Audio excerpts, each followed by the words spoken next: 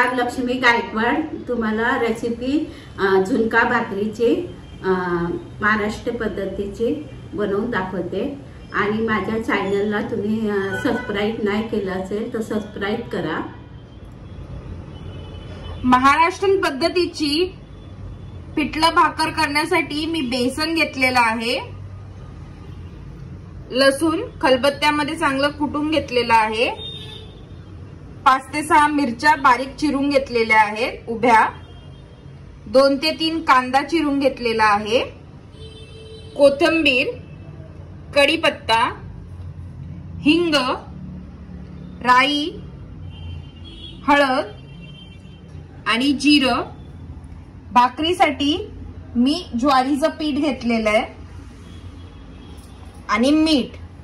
सर्वात अगोदर कढईमध्ये मी तेल गरम करत ठेवलंय।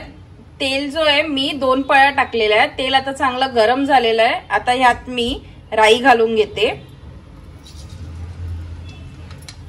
राई चांगली तडतडली आहे। आता ह्यात मी जिरं घालून घेते।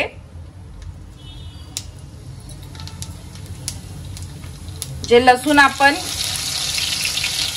खलबत्त्यामध्ये कुटलं होतं ते लसूण घालून घेते।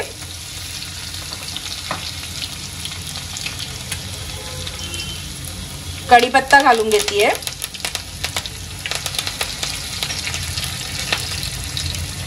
आपला कांदा जो आहे तो तेलामध्ये चांगला फ्राय करून घेते।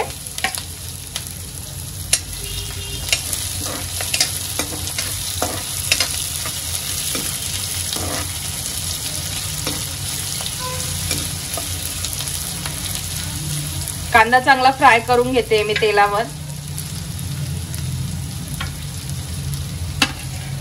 त्याबरोबरच आपण मिरच्या ज्या कापून घेतलेल्या आहेत त्या मिरच्या घालून घेतल्या मी।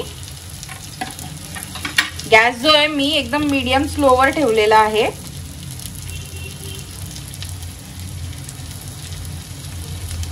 हिंग घालते।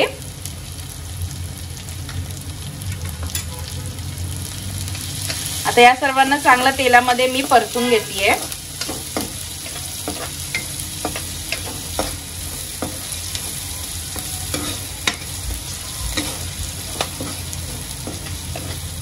कांद्याला मी 2 ते 3 मिनिटापर्यंत चांगलं तळून घेतलेलं आहे। आता ह्यात मी हळद घालून घेते आणि चवीनुसार मीठ घालून घेते। सर्वाला आता एकत्र करून घेते मी।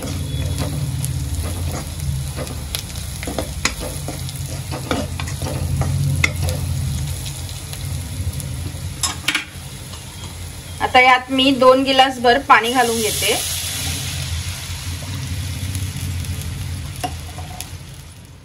आता बेसन मध्ये मी पाणी घालून घेतलेलं आहे आणि पाण्याबरोबर चांगलं मिक्स करून घेतलंय, कारण मग नाहीतर ह्याच्यामध्ये गोळे राहण्याची शक्यता असते, म्हणून ह्याच्यामध्ये मी ऑलरेडी पाणी घालून ह्याला सगळं मिक्स केलेलं आहे। आता पाण्याला चांगली एक उकळ आलेली आहे। आता ह्याच्यात मी आपण जे बेसन मध्ये पाणी घालून घेतलेलं ते घालून घेते मिश्रण।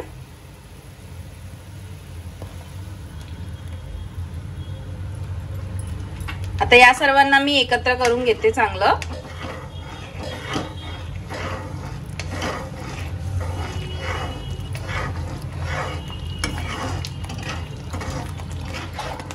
आता स्लो गॅसवर मी 5 ते 10 मिनिटापर्यंत ह्याला चांगलं झाकण मारून ह्याला चांगलं शिजवून घेते।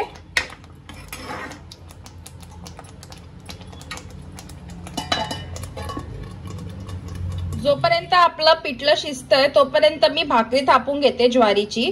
आता या पिठामध्ये मी मीठ घालून घेते चवीनुसार आणि पाणी घालून पिठाला चांगलं मी मळून घेते। जसं जसं पाणी लागत जाईल तसं तसं त्या हिशोबाने पाणी घालत मी मळून घेते।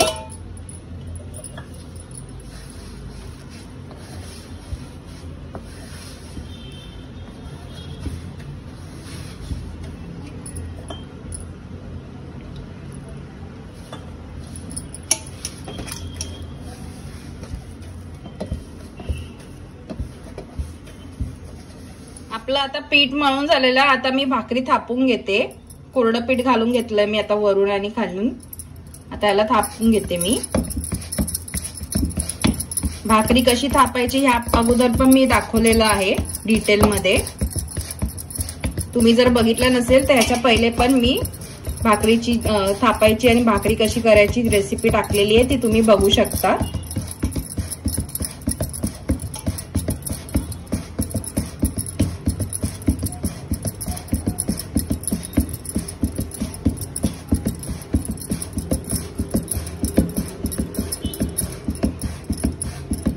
सर्वात अगोदर मी तवा चांगला गरम करून घेतलाय. आता ह्यावर मी आपण जी भाकरी थापली आहे ती घालून घेते.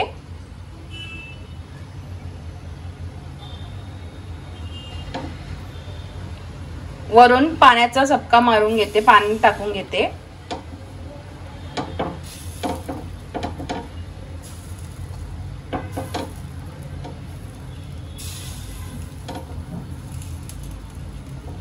गॅस जो आहे मी एकदम मीडियम वर ठेवलेला आहे.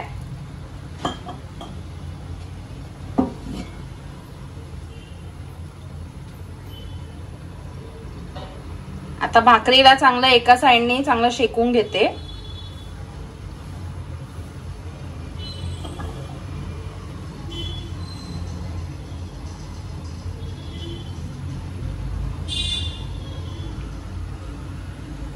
भाकरी आपली एका साइडने शेकून झाली आहे. आता ह्याला मी पलटी मारून घेते.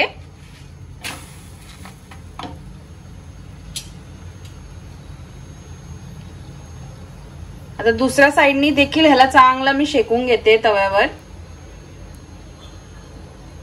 2 मिनिटं झालेले आहेत. आता मी ह्याला पुन्हा पलटी मारून घेते भाकरीला.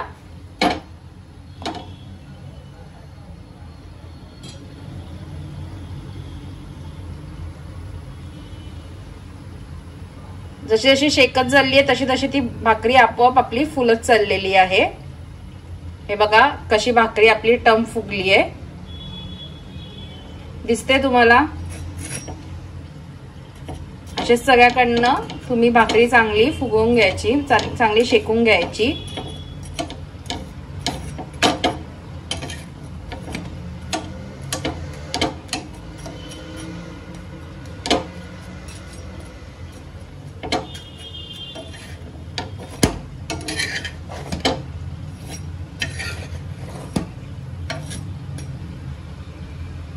आता आपली भाकरी दोन्ही साइडनी चांगली शेकून झालेली आहे. आता हिला मी तव्यावरनं काढून घेते. असेच मी सगळ्या भाकऱ्या करून घेते.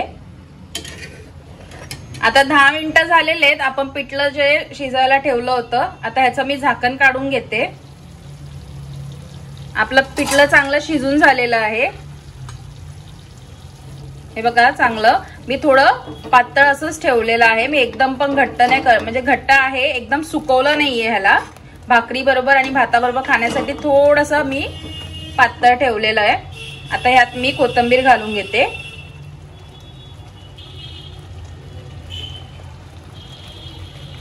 आणि गॅस बंद करते. आपलं पिठलं जे आहे खाण्यासाठी रेडी झालेलं आहे. आपली पिठलं भाकरीची रेसिपी झाली आहे. आता मी ह्याला सर्विंग बोलवर काढून दाखवते. आपली महाराष्ट्रीयन पद्धतीची जी पिठलं भाकर म्हणजे झुणका भाकरीची जी रेसिपी आहे आता रेडी झालेली आहे खाण्यासाठी. ही रेसिपी तुम्ही देखील घरी करून बघा. ही झटपट होऊन जाते.